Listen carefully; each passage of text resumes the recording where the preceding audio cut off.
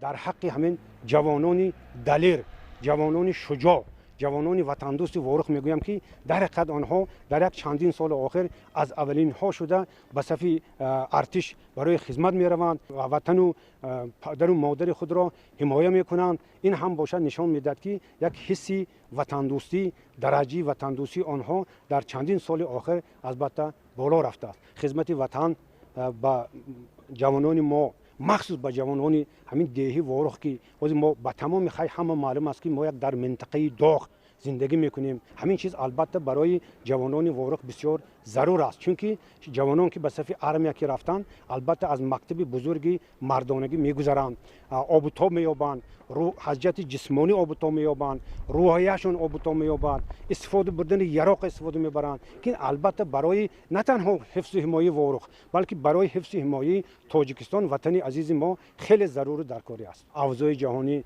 به همه معلوم است. من وضعیتی که در همین دولت همسایه ما در افغانستان به وقوع آمده است که حاضر در شکل یک وضعیت قرار دارند.